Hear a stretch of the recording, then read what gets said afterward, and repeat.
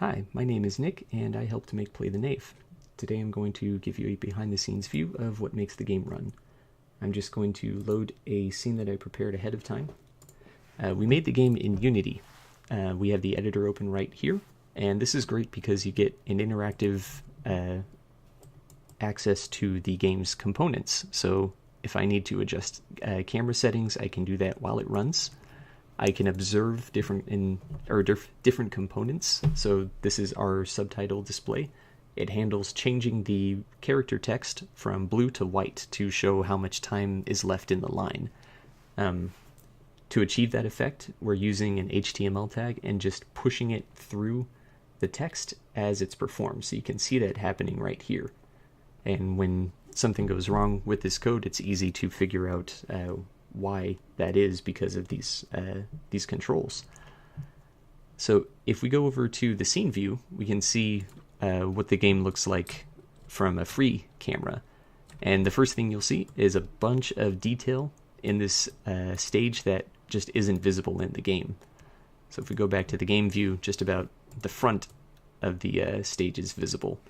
All of our stages have a great amount of detail added to them.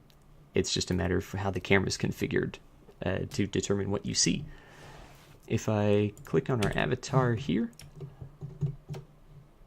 let me switch it to wireframe. So you can see a ton of polygon detail in the face, especially compared to, say, the arms or the legs. Switch to shaded wireframe. Humanoid characters have a lot of detail given in the face just to make sure the expression looks good and believable.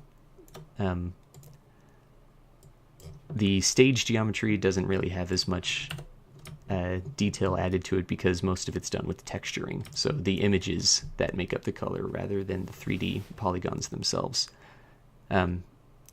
If I turn on the game lights, then we get the same illumination that we get from the game view. And to give a little bit of extra light, we use this spotlight control that tracks the player position and adjusts with them as they move around.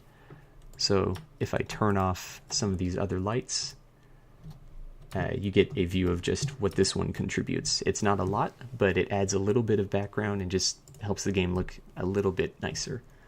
When the game is running in built mode, you'll see shadows behind the characters. They aren't turned on right now because we're in the editor. But those little effects really help the game look better. So I hope you enjoyed this, and thanks for watching.